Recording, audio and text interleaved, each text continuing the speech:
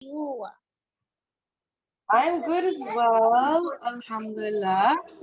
And speaking of Alhamdulillah, we are going to talk about gratitude today and war horses, which is related, I promise it is.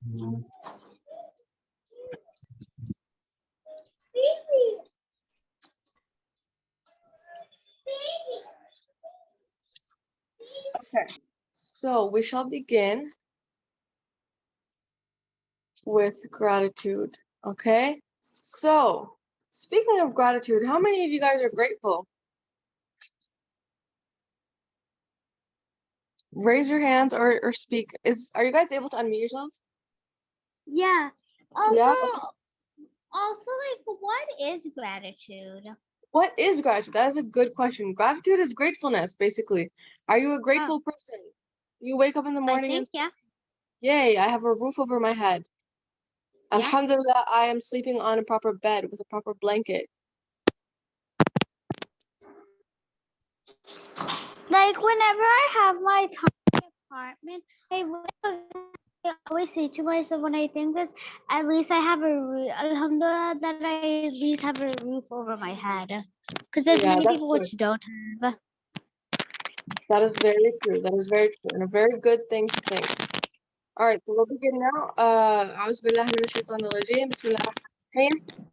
Having I a was just going to grateful this is heart, funny. having a grateful heart, right, is the goal of a Muslim. Gratitude is your shield from sadness. So if you're going to be happy all the time, and if you're going to look outside at the sky and be like, oh my goodness, Alhamdulillah for a clear sky today, and that's going to make you happy, right? You're not going to be sad. You're not going to be sad like, oh, Alhamdulillah, there's sun and clouds and a good weather outside. You're not going to be sad about that. You're going to be happy, right? So it's basically the hidden power. It's your hidden secret weapon behind the most sincere actions. So if you genuinely want to do something out of like love and respect for someone, then it's because you're grateful for that person, right? So if you genuinely want to make your mother a cup of tea, then it's because you're grateful that she used to fill up your bottle with milk so that you could drink it when you were a baby, right? So it's what makes gratitude, being grateful, is what makes a Muslim almost invincible. No matter what happens, no matter what you go through, it doesn't destroy your happiness. It doesn't destroy your respect for other people, right? It's calming because you're grateful for things, right? And it heals your heart. And the happiness of our life is dependent on gratitude. So basically, gratitude and being grateful equals happiness. How many of you guys want to be happy? I'm pretty sure all of you, right? And to do that, to be happy, you should start being more grateful. You should start looking at the food that you have and say, Alhamdulillah, I have food. Because some other people in this world don't have food. Some other people don't have water. Some other people don't have a roof over their head, right? Okay. Even science, literally, even science tells us today that the people who live the longest and the people who are the happiest are the ones who are most grateful. But Allah had already told this to Muhammad ﷺ 1400 years ago, and science just figured it out. This happens a lot with the Quran. It's a miracle that way, right? That science proves things now, but it had already been proven in the Quran 1400 years ago. That's a lot of years ago, you guys, right? But Allah had already like figured it out for us, and He had already told Muhammad ﷺ. And Allah's made a promise with us that the more you thank Him, the more He will, the more He will give you.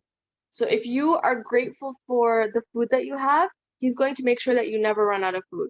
If you're grateful for um, the toys that you have, He's going to give you even better toys, right?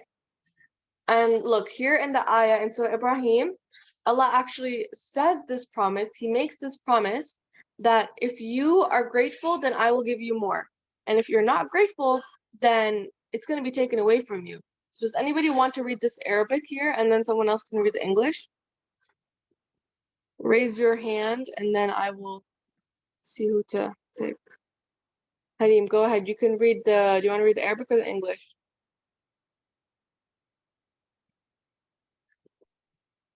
I want to try to read the Arabic, but if I can't, I'll just read the English. Okay, go ahead. أعوذ بالله من الشيطان الرجيم بسم الله الرحمن الرحيم وإستأذن ربكم لئن شكرتم لأزيدنكم ولئن كفرتم إن عذابي لشديد. Yes, that was really well done. Good job. Thank you. MashaAllah. Next person, whoever wants to read the English, please raise your hand. Amira, go ahead. And remember when your Lord proclaimed, if you are grateful, I will surely increase you in favor, but if you do not, indeed, my punishment is severe. Yes, Jazakallah khair. MashaAllah, good job. So is this promise because Allah needs your thanks or your gratitude? Is this because Allah needs you to be grateful for Him? No, it's not, because Allah doesn't need anything from us. We're humans. He created us. He doesn't need anything from us. It's so that we can increase our gratitude, and it's so that you can appreciate what you have and use it for good, right? So if you have a let's say if you have water or if you have money, then Allah has given it to you for a good purpose. He hasn't given it to you so, oh, you know what, do whatever you want with it. He's given it to you so that you can benefit other people, right? So if you are grateful for the things that you have, then Allah is going to give you even more. It says it right here in the Quran. And if Allah said something in the Quran, it's for real. It's happening, right? And the promise isn't to benefit Allah. It's not so that Allah can get more things, because He has everything. He literally created everything, right? So it's for our own benefit.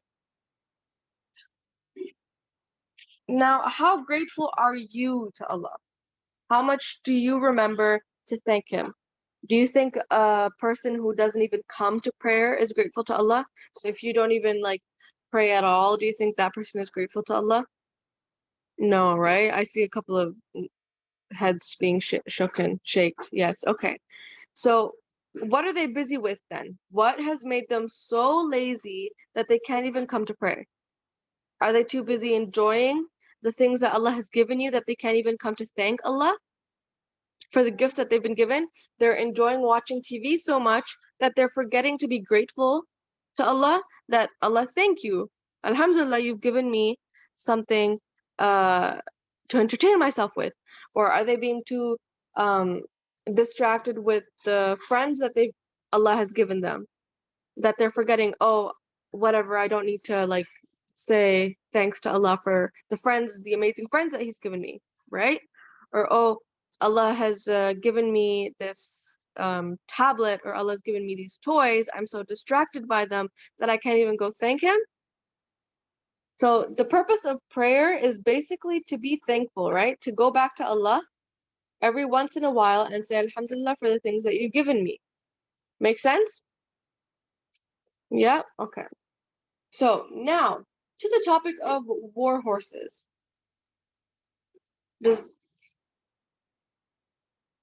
War horses. So in Surah Adiyat, Adiyat is a surah in the Quran. Does anybody know that surah? Or wants to read it? Anybody know that surah? No? Okay, I know that's it, but I fine. don't want to read it. Pardon? I know it, but I don't want to read it. You know it, but you don't want to read it. Khadija, Yes?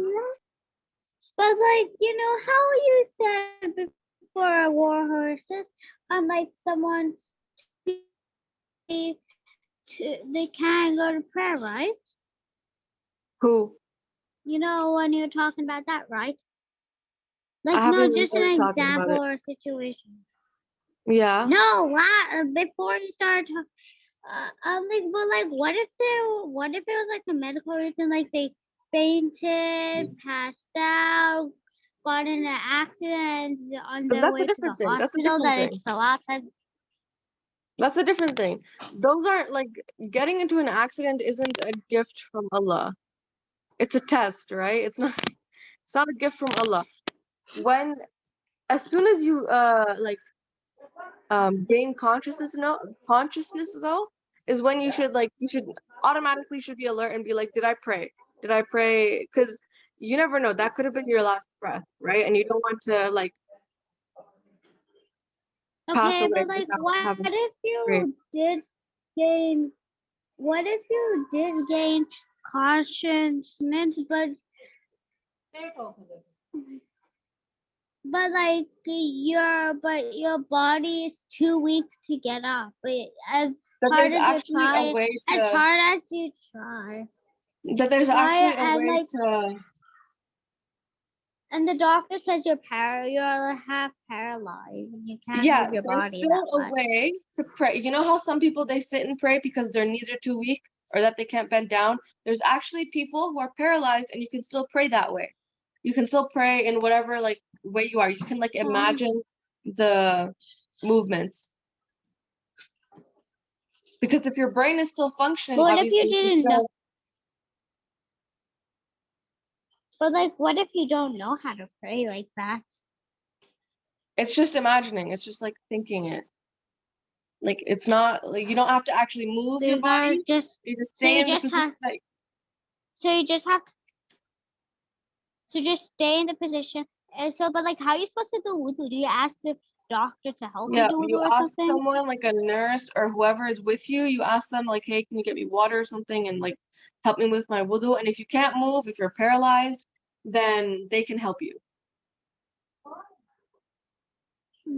And then they just do the wudu for you, and then you just have to. So then you just have to imagine you do them just while lying down, say the words. Not for wudu, for praying. For praying, you have to imagine that you're saying the words, you're doing the actions, you imagine it. Because just the way when some people they can't bend down all the way to the ground, so instead they sit and pray. There is a solution for people who can't even sit up and pray or can't even do the movements. They can lay down and imagine the movements that they're going to be doing.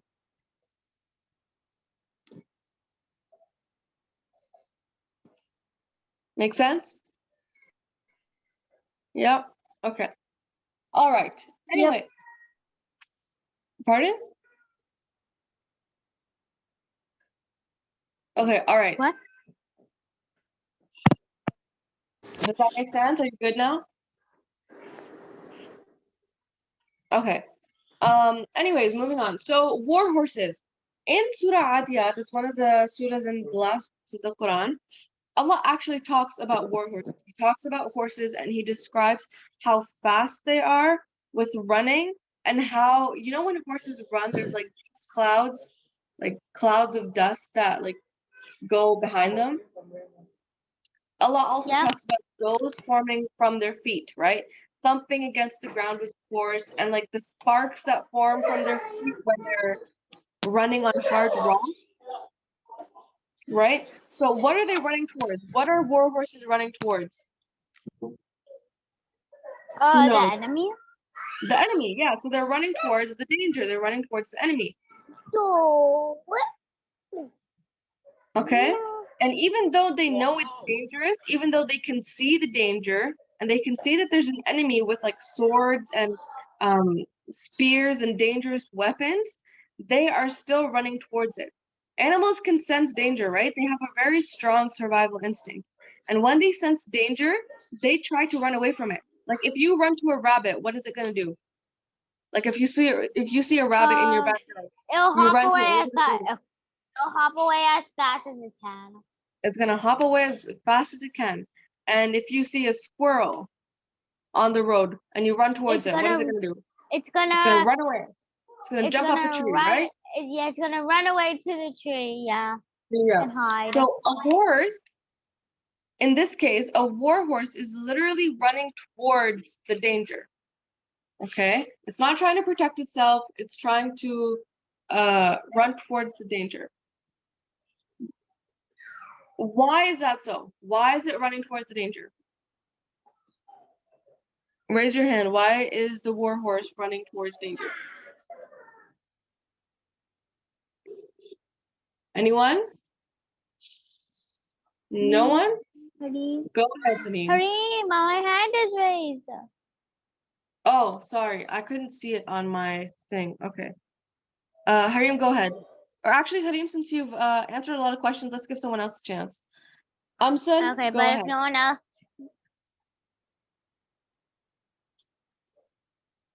Amsan, why do you think war horses run towards danger? Because they won't save everyone. They want to save everyone. That's also a good point. Abia, what do you think? So they could fight the enemy? So that they can fight the enemy. Why are they trying to fight the enemy? Because they're strong and they want to protect their loved ones. Uh-huh. But the main reason is because their master commanded it to, right? Because the person who's riding the horse was like, giddy up, or whatever a person says on top of a horse. And then the horse ran towards danger because the master told it to, right? It's rushing towards danger on the command of its master. As soon as the master says go, the horse rushes towards danger and doesn't go slowly. It doesn't say like, you want to go, like, do I have to go? It runs so fast that sparks form at its feet because the hoof, like the hooves over here, they're hitting the ground so hard that sparks start to form, right? Makes sense? Are we all good so far? Yeah, okay.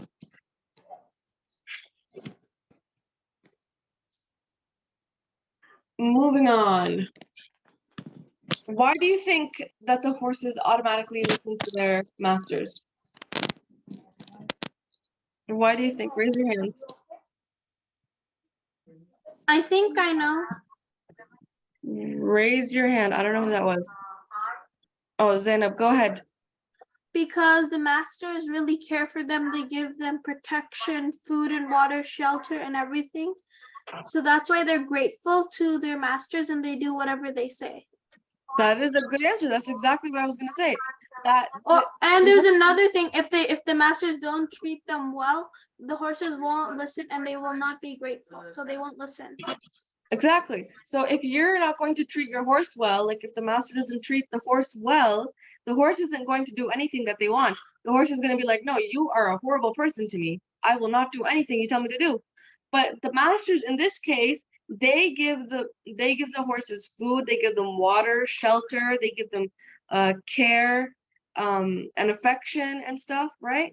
And the horses, therefore, they listen, right?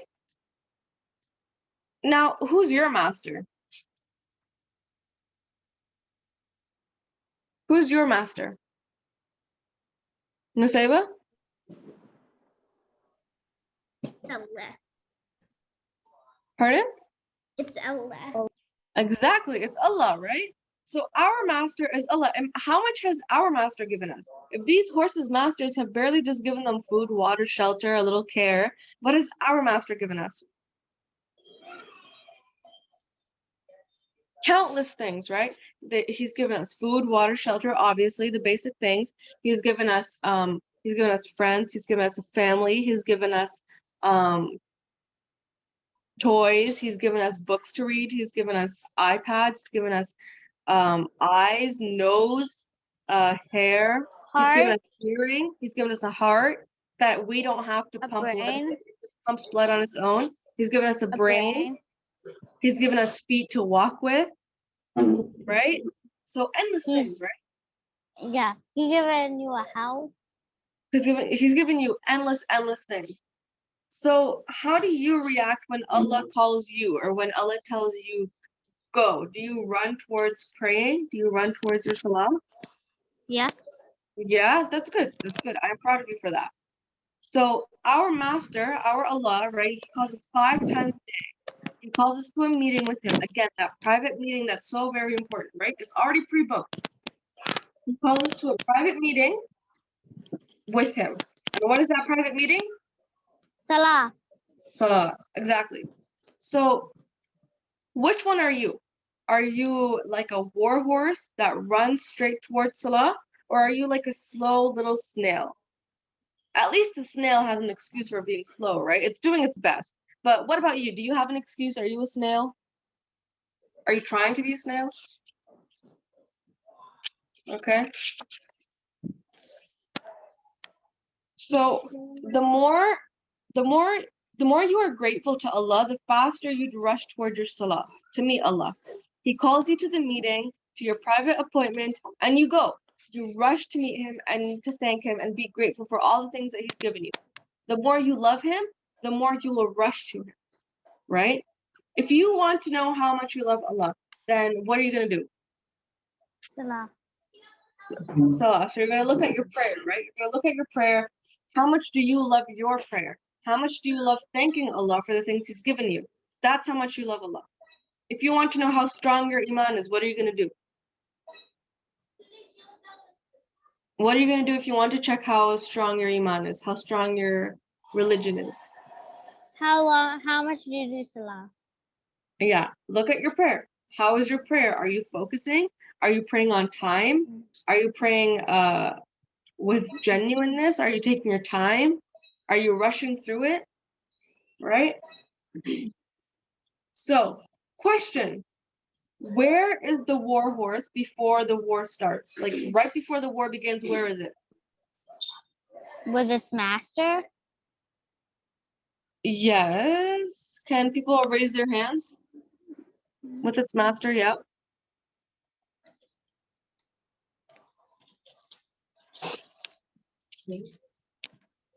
Oh.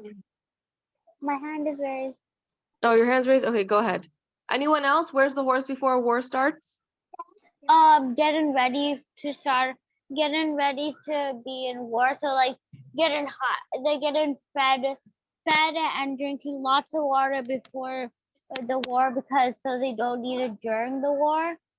Yeah, so the horses, right before the war starts, it's already there. It's already there waiting for at the battle, standing there waiting for the war to begin so that they can be ready to go as soon as possible, right? It's not sleeping in the stable, it's not munching on its hay or begging its master for an apple or lounging around. It gets up right away and it goes to pray or no, to war, right? So the same way, before Salah begins, we should be ready. If Zahar is at 1 or if it's at like 1:30, then you should be ready with your wudu and you should be ready to go meet Allah at your private appointment as soon as possible, right? So, the take-home message now, basically, is first of all, practice gratitude daily. And how can you do that? Hello. Like other than like, I don't know, waking up and like writing down 3 things that you're grateful for. You can do that as well, by the way. As soon as you wake up, you write 3 things down that you're grateful for. Like start your day off with gratitude. And then you have the 5 other pit stops along the day where you can pray, right? Pray 5 times a day, and it's honestly the least that you can do. Because remember how like it was actually 50 times a day that you had to pray, but it was eventually reduced to 5. So yeah, pray 5 times a day. The second thing, rush to your salah and show Allah how much you love him, right? Be on time, be better than war horses. War horses are just animals, right? And we're human beings. We can be better, right? Right? Khadija, Yep. but aren't we technically animals? If you want to talk about it scientifically, then yes. Okay. Hey, but like also, hold on, what is I gonna say again? Like, I forgot what I was gonna say. Okay, that's okay. Wonk, wonk. But yeah, that is it for today. I hope you guys learned something, and make sure to be grateful. All right? Jazakallah khair. Assalamu alaikum. Walaikum assalam.